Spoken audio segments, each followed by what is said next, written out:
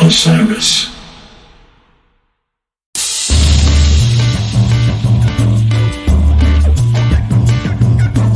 Hello and welcome to Spotlight On, presented by Osiris Media. I'm your host, Lawrence Peryer. Today's episode is a live recording of a conversation I had in Santa Barbara at the FestForums conference earlier in the month of February. My guest was American musical treasure Jesse Colin Young. Jesse Colin Young's been a pioneer of American roots music for more than half a century, and he's left a unique mark in the intersecting worlds of folk, blues, jazz, country, and rock and roll.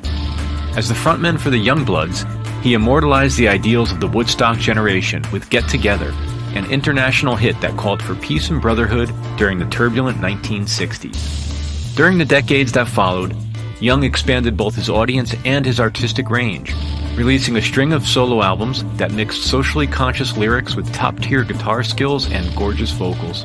An acclaimed songwriter, singer, instrumentalist, producer, label owner, podcast host, and longtime social and environmental activist, he's established a permanent place in America's musical landscape while continuing to make modern music that's every bit as vital as his work during the countercultural era. Later in our talk, we're joined by Jesse's daughter, Jazzy, a performer in her own right who's been working with her dad over the last few years. And now, my talk with Jesse Colin Young.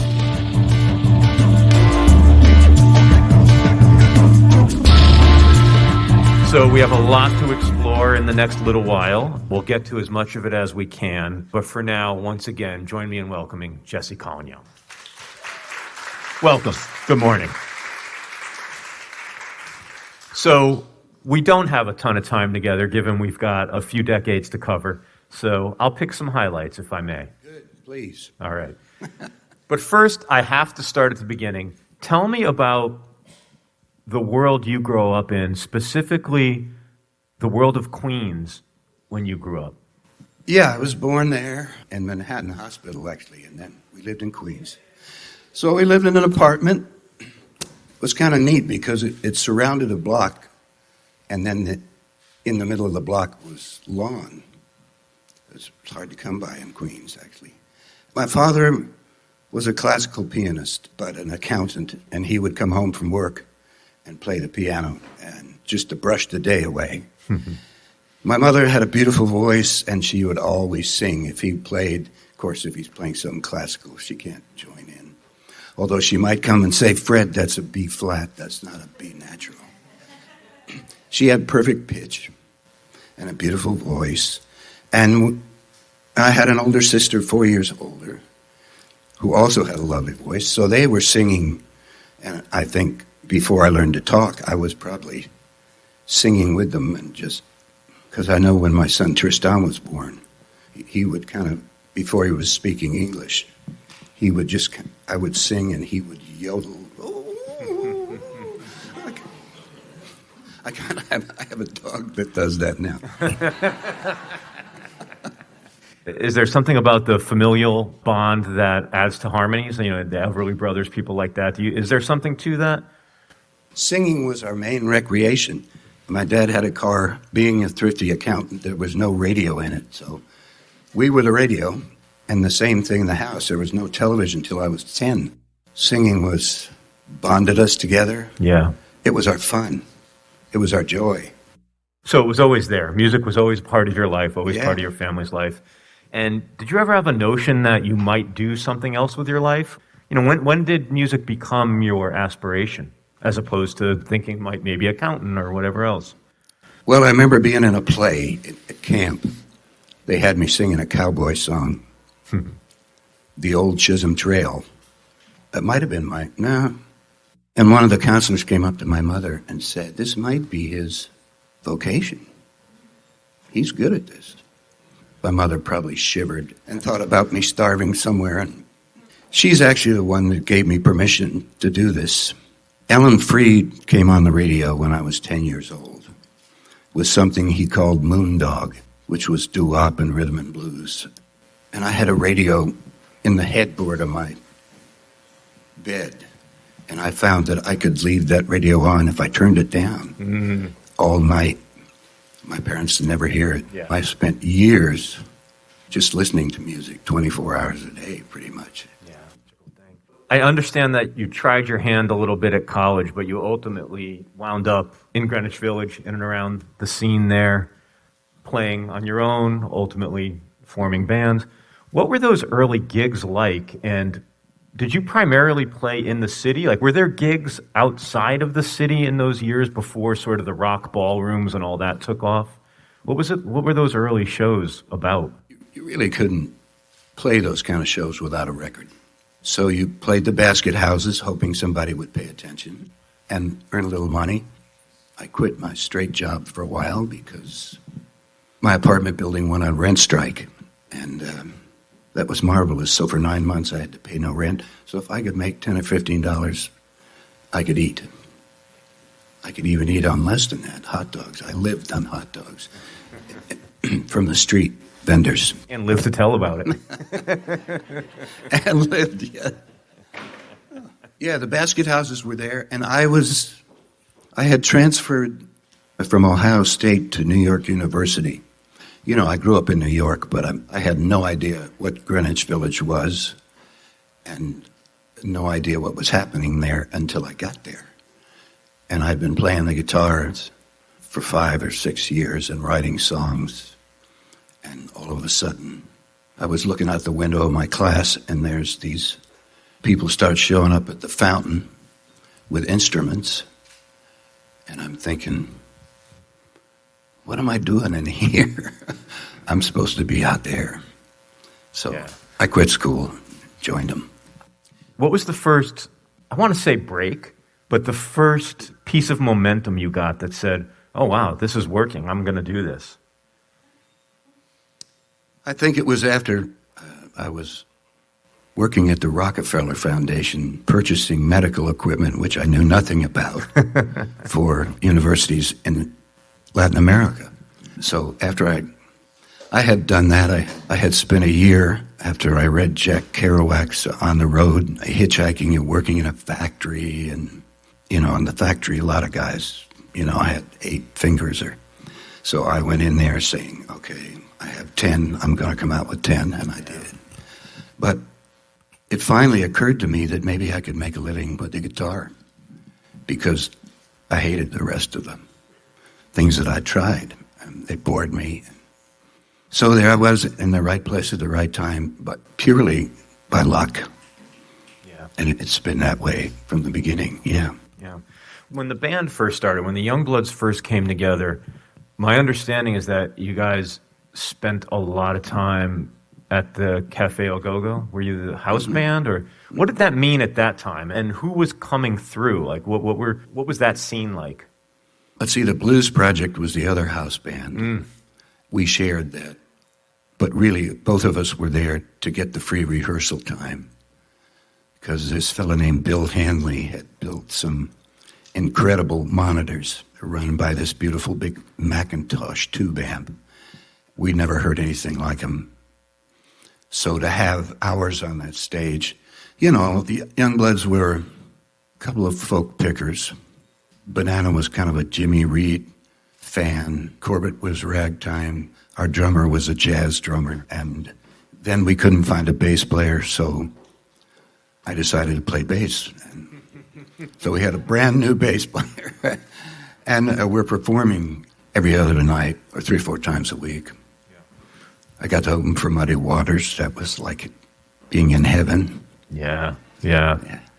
What ultimately brought the band out to the West Coast? If I understand correctly, you came to Marin County in '67. Was that just part of, like, go west, young man, and that's where the scene was and the movement was happening? Like, what were you guys thinking?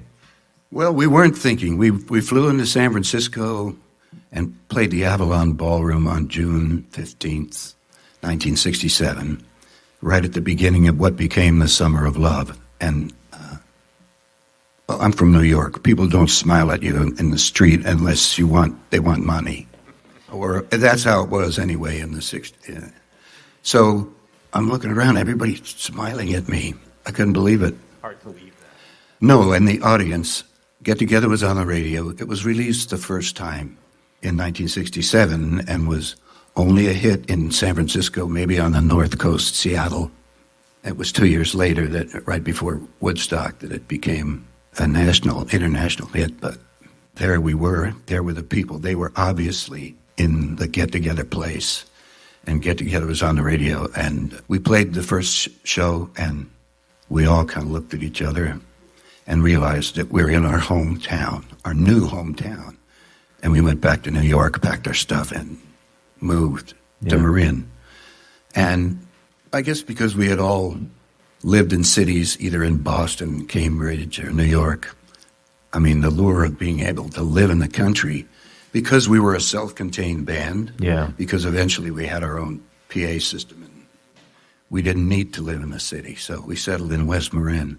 Yeah. It's beautiful. Yeah, I can imagine.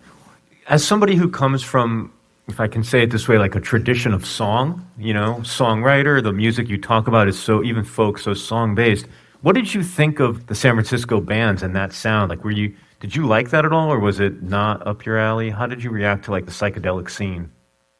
Everybody was different. Everybody sounded different. I remember David Lindley had a band whose name escapes me now. Kaleidoscope, thank you. I mean, they had an oud player and belly dancers, but also they had a song that I remember listening to it we played with them once. So everyone, Lee Michaels, one guy and a drummer, his drummer named Frosty, just killing it. And then Janice, and all the out-of-tune guitar players with Janice singing over the top of them. And we didn't have good tuners, little... So... The audience probably didn't mind. Yeah, and wonderful. And then a group called Sparrow came through, a blues group from Canada. Yeah. All the groups we played with. The Dead. That was dangerous. No open containers. So I took my own water to the Dead shows because I ran. I didn't understand. I had tried to play. I played with the Youngbloods 2 days after I'd had it experimented with acid, and I'm the bass player, and you have to know where the one is when you're the bass player. And I went out there and said, God, it could be here. Or it could be a little over here. So I got through that and swore off. But, a lot of great music's been played by people flying on acid. I can't believe it. Yeah, I hear you. But I want to use sort of the end of the Youngbloods era to pivot into some of your own work. But I want to talk about one song in particular. I want to talk about Darkness, Darkness. Incredible version by you guys. I think a lot of people here may know the Robert Plant version. I was stunned to find out that there were a few dozen versions of that song over the years by a variety of artists. Mott the Hoople, Richie Havens, I think Ann Wilson from Heart played. I mean, just a lot of people are drawn to that song. And I wonder, other than what I would consider a fairly nice financial and economic impact of having such an embraced song, what's it feel like to know you've written something so durable and versatile that all of these other interpreters can come to it? And can you enjoy that? Can you enjoy their versions? What is that for you? Yeah. To write a song that people love to play, it's the best. I think what we all want is to be able to contribute something and give something to our world and make it a little shinier somewhere, or a little deeper, or be able to turn people's heads to look at something that needs to be looked at that we've been avoiding. What a pleasure to write a song like that. I mean, it's at the heart of what I think most singer-songwriters want. They want to share this. And when it goes beyond the audience to other musicians you respect and love, and to hear them, I know Robert Plant was very excited. He somehow got a hold of my phone number. I was living in Hawaii on a coffee farm after our house burned down in Marin in a forest fire, 95. He said, I'm recording Darkness and I want you to hear it. So he sent me like 7 mixes in those days. They were doing a mix for every different kind of radio. And what a thrill that was. He was riding in a limo in London, and I'm on the veranda of my 6-acre coffee farm, and admired their stuff. That was a great, he was tickled to do it, and I was... Yeah, what a thrill. I was pleased to hear it. He wanted to know that I liked it. What did you tell him? Oh, yeah. But it had to come through the mail, Yeah, that's really incredible. It's such an iconic take on that song. We'll be back with more Spotlight On, presented by Osiris Media, after this break. And now, back to Spotlight On. I was wondering if you could tell us a little bit about, you had such an incredible run as a solo artist there in the early mid-'70s, 4 or 5 records in a row. I wonder if you could talk a little bit about what it meant to you in your career to be specifically on Warner Brothers Records, which was a place at that time that was just known for sort of letting artists grow and do their thing. Do you feel you benefited from that, or was it agnostic for you? Could you talk about that? Warner's was the label. It was a home. I mean, they were the first label to have artist relations people who took you on the road when your record came out. And they loved music, and they loved the experimentation. I mean, Joe Smith went and lived at the Dead House, or he may have spent a night there, but probably enough. He also lent me the money to buy a tape machine, a $20,000 tape machine the size of a refrigerator in those days. And I brought it down to L.A. to do some live recording. And Joe came down, and he threw his arms around the tape machine and said, "It didn't go for a wild party." Which maybe he had lent some money to. Clearly, that was coming from experience, yeah. But that was the heart and soul of that label, Joe and Mo, and that kind of thing. Well, you need 20,000. Yeah, I got to buy it. Okay. Let the artist follow their Make instinct. some good music, and please, maybe by April, could you? But that was all the pressure there was. Yeah. They respected, and I mean, everyone has their own way to find their way to the end of a record, and they allowed all these different artists to find their way into some great music. Yeah.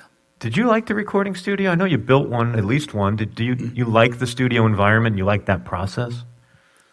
No, I never liked it much. And when we got to living in the country, I thought, what if I built one next door?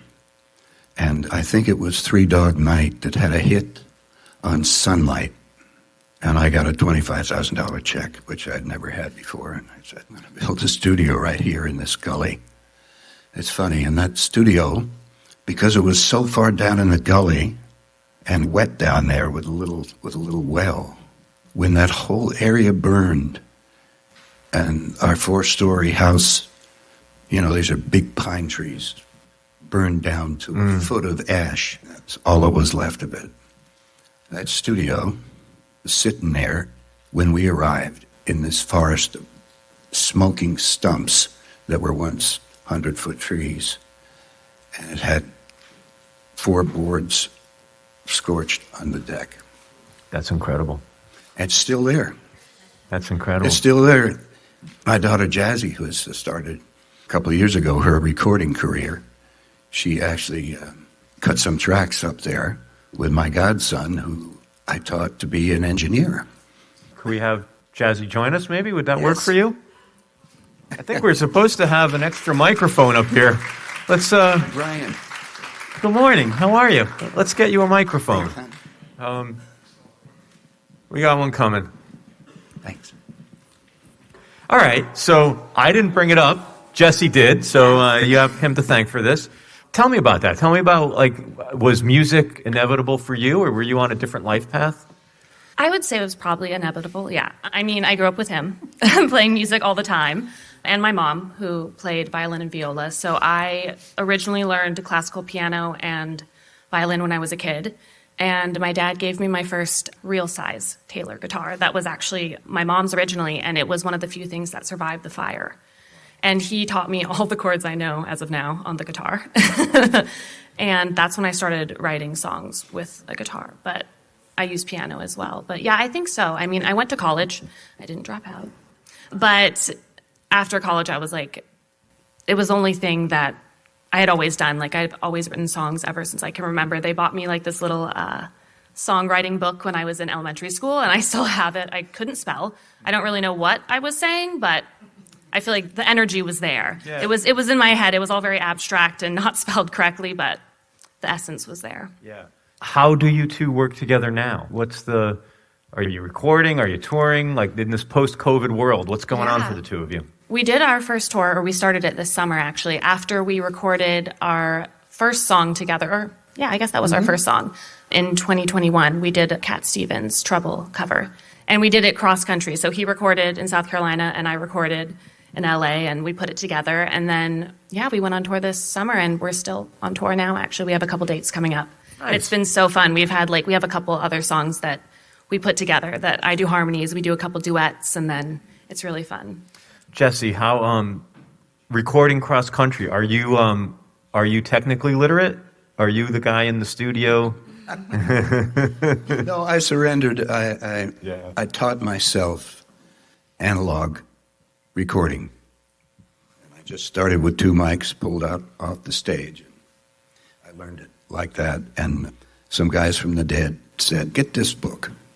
You're going to build a studio. Get this book, this big fat book.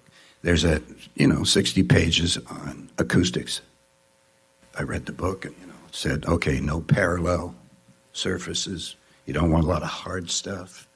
So we built this funny looking little building. And I don't know how I got there. How did I get here? He was asking if you did like the technical recording stuff for this. Yeah, but no, I have never made the jump to, and actually I started realizing that I think somebody should mix my records whose years are younger. Yeah, well, That's fair. That's fair enough. Can either of you tell me about the experience of working together? Like, what's it mean to you? Because you've been working for a long time. It's not a given that you had to choose this path or this way of being a creative person. What's the role? What does it mean to be doing this with your family? I think it's so wonderful. I mean, he has actually worked with a lot of his kids throughout the year. I'm the last one. I'm the youngest. But it's been, for me personally, this is the first tour that I've done. And it's just been really incredible to learn about performing with someone that is my dad. So we get to share this beautiful bonding experience. I get to learn from him, and I get to be in front of this wonderful audience because his fans are so supportive and so kind. So it's such a safe environment to explore my artistry. And then to have that with my dad, it's beautiful. What's next for the two of you? So you have some shows, you have some dates booked. Is there more recording to look forward to? No, there's 3. There's one at the Libero in about a week. Yeah. The 9th. And you hear that, right? 2 days. For Jazzy, she's writing a new album. You should talk to her about that. Tell us.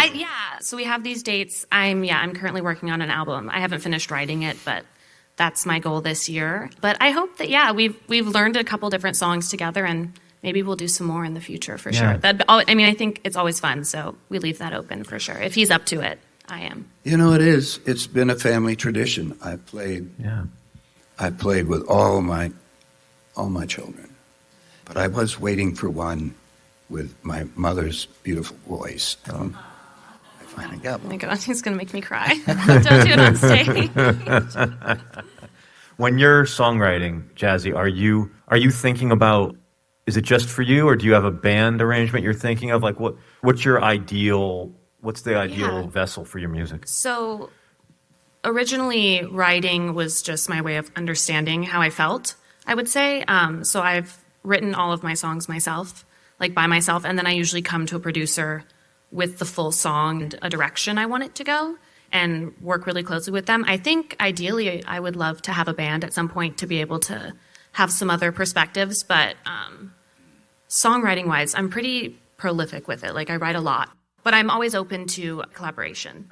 I'm open to more of that, but yeah. Have the two of you written a song together, or are you focusing on other people's songs right now? We're focusing on his songs mostly. Yeah, maybe that'll happen. I have not written a song in 3 years. I am going to take a year off the road and stay home and get some discipline.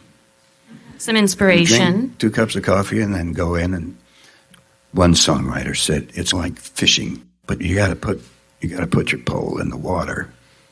And sometimes you sit there. play all these licks that you've learned, and they're boring you, and occasionally the new fish comes along. But you have to put in the time sitting there staring at the water, and that's what I need to do, because this is maybe the longest that I have been without writing. Wow. Yeah, in my life, which started at 15, I think I found my first love song. I was in prep school, a boys' school, of course. It was a love song to this gal I was crazy about and never got to see. Yeah. Well, listen, we only have a couple of minutes left up here together, and I wanted to see if anybody from the room had anything they wanted to ask or offer up. Here, let me walk down there and give you the microphone. Thank you. Yeah, of course. Hello, my name's Samantha Behrman. I run the Santa Barbara Laugh Festival here in Santa Barbara next November. We'll be going off, kick off to, the holiday season. Can't miss an opportunity to plug my event. My question is, I'm personally and a little professionally curious how you went about asking for a $20,000 casual, loan. I mean, did you just say, this is what I need? And they were like, oh yeah, that sounds great. Here you go. I mean, I honestly, genuinely, how does one navigate that kind of a big ask for that much? And then apparently they trusted you just enough to think you were going to use it properly, but also not enough that they were surprised. Yeah, that was Warner Brothers. I was signed to a 5-record deal, and Song for Julie was the first record out of the box, and it sold well. It had no really hits on it. I remember David Giffen said, there are no hits on this record.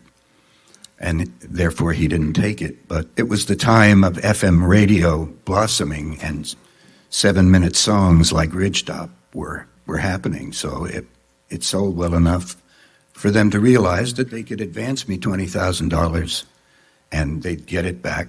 They expected to get it back in the next record, or hopefully more than that, obviously. Yeah, sure. Thank you. Anybody else? Oh, there we go. Thank you for a great conversation. Peter Bell, Telluride Jazz Festival, Telluride, Colorado. Question about the songwriting process. You have lyric, you have melody.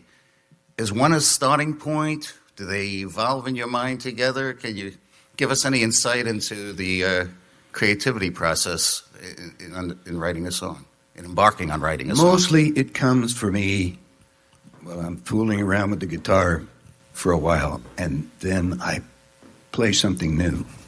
It's just a little piece of something new, and maybe I'm able to put 2 other chords with that in a way that I've never done. And so there it is. There's the bud, and I make sure with my phone to record everything, because I have lost so many songs just thinking, oh, I'll pick this up tomorrow. And tomorrow it's gone. So I keep track of them that way. And, I'm actually looking forward. I've got a bunch of pieces like that. I've got a lot of buds sitting in my phone and my recordings at home. And I'm looking forward to going back over them and making them blossom into full songs. My question's actually for Jazzy. You said you write very easily. Does the melody come to you in more difficult ways, and what instruments do you work with? Yeah, so I'm actually the opposite of him usually. It's usually the lyrics first. Sometimes it's together, but I would say I write mostly on the piano just because I learned that earlier. So for me, it's like I can fool around with more chords that way because it seems more just understandable. But I write on guitar as well. So I write on both of them. And yeah, it's usually lyrics, but sometimes it's together. Sometimes songs come out and you're done in 20 minutes and you're like, this is a full song. And then sometimes you have to work it through a bit because you're like, okay, I like the idea, but I need to go back and It's only happened to me once in my life. So there's some genetic improvements going on here. It's probably from her mother. Jazzy, thank you both for starting the day with us. Oh. Thank you all for Thank you, joining guys. us. Let's give it up.